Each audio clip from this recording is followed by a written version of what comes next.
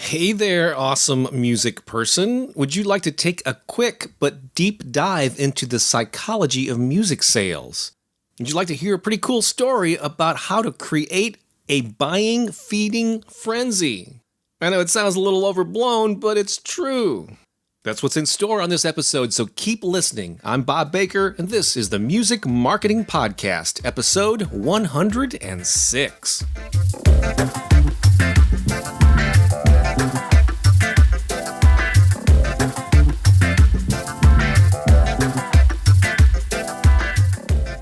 Welcome to the Music Marketing Podcast, where I share music promotion and career advice for musicians, singers, songwriters, and music business pros just like you. If you don't already, please consider subscribing to the audio podcast on iTunes, Stitcher, TuneIn, or wherever you consume podcasts. And if you're listening to the YouTube version, please subscribe to the channel so you get every new video, every new episode that I publish. This episode is brought to you by 19 Cash Flow Strategies for Songwriters, Musicians, and Bands. It's actually a 78-minute audio program that I created that walks you through some often overlooked ways to bring in money with your music.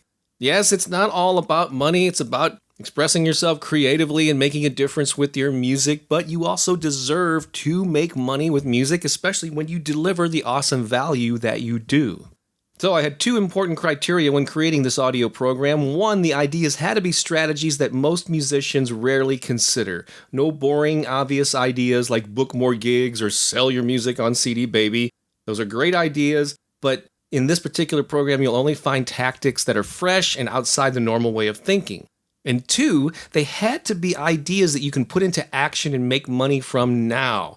No long-term projects like record a new album or book a mini tour. Everything in this program can be implemented like this month, this week, and a lot of them even today.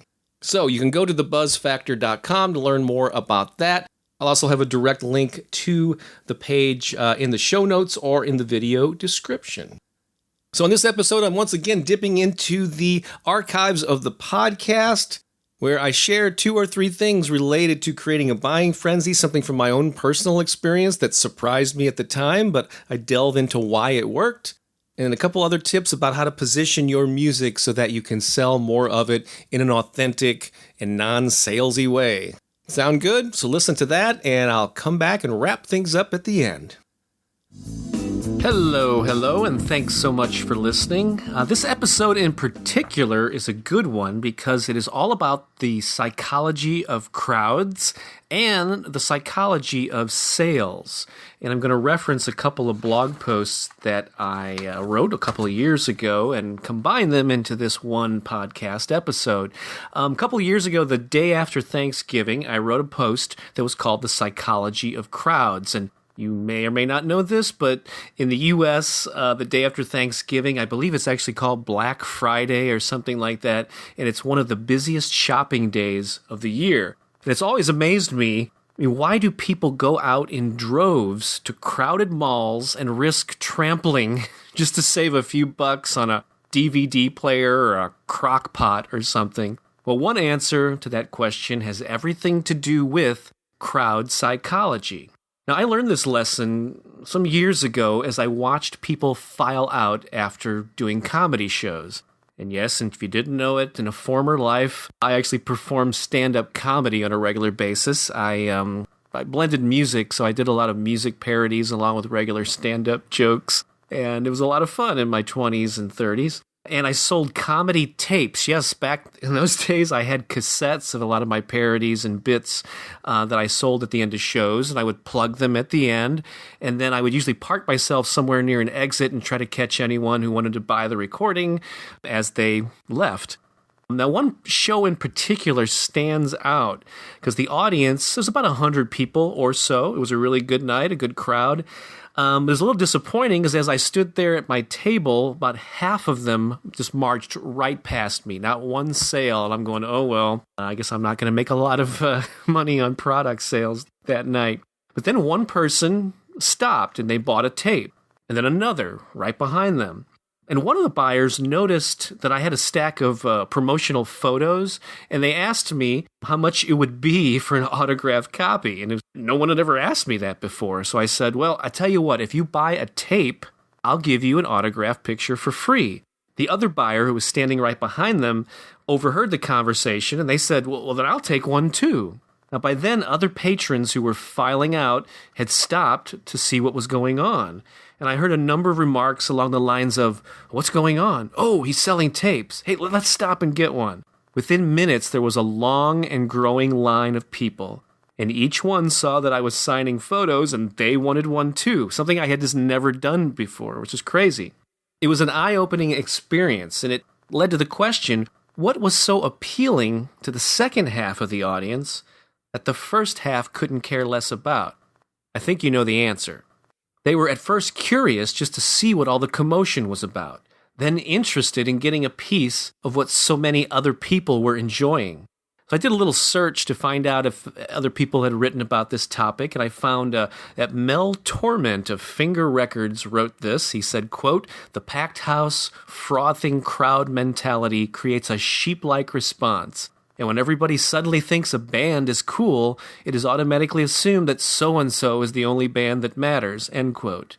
A guy named Stephen Bucaro wrote an article, and he talked about the consensus of selling. Quote, "Consensus involves getting prospective customers to believe that everybody's doing it. Everybody is just waiting in line to purchase your product. Everybody can't be wrong, so the product must be fantastic," end quote. I've only scratched the surface of this thing, but I think it gives you some food for thought, and I encourage you to start thinking about ways that you can stimulate curiosity and attract a crowd-feeding frenzy. Another blog post related to this was called "The Psychology of Music Sales," and in it I quoted an email message that I gotten from William Zeitler. He's actually a customer and a music friend for some years, and he sent in this great sales tip about the psychology of sales at live shows. Quote, "When someone walks up and is thinking about buying, I am not into hardcore sales, anything but," he said. "But if you understand what's going on, you can at least not scare them away. I've read a lot of books on sales, Zig Ziglar, etc., and have gleaned what is relevant and appropriate and easy for musicians in this context." He goes on, "For example, and this is so obvious in hindsight, people buy music to benefit them. So casual comments about how your album will benefit the customer will close lots of sales," he writes. He suggests that you say something like, "This album is really great when you need energy to clean the house," or "This is a kick and dance album." Or in William's case, "This album is really great to listen to when you go to sleep," or "This album is really good for traffic jams." Finally, he writes, "Anything along these lines paints a picture in the customer's imagination of what it would feel like to own this music and how that would be a good thing." And that's when people get their wallets out. Great advice from William. But what he says is absolutely true. If you can get people to, one, feel something from their songs, especially when they hear you perform them live, or even if you're a speaker or giving others some other sort of live presentation, get them to respond in some way, especially if it has an emotional impact on them. That's the first thing. And then get them to visualize, to picture in their mind using your album, your book, your artwork, whatever it is.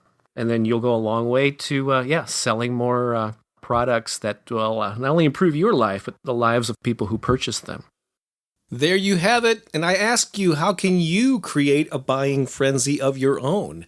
And how can you describe your music in ways that focus on the benefit to the fan, to the customer? What's in it for them? It's not about how cool you are, it's what your music can do for them and the true benefit, the feeling, the experience that it creates. So I'd love to hear from you. Was this helpful?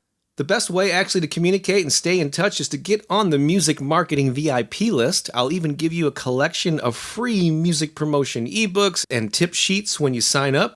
Just go to thebuzzfactor.com, click the Music Marketing Secrets image on the right, then enter your name and email, and boom, you're on the list. And of course, there's a direct link to get those goodies in the show notes or the video description. Also want to remind you about 19 cash flow strategies for songwriters, musicians, and bands. This is a really helpful resource. A lot of artists have benefited just from the brainstorming activities that I sort of force you to go through as I cover all these 19 overlooked strategies, so please check that out. And if you'd like to support my ongoing efforts to educate, inspire, and empower creative people around the world, please become a patron.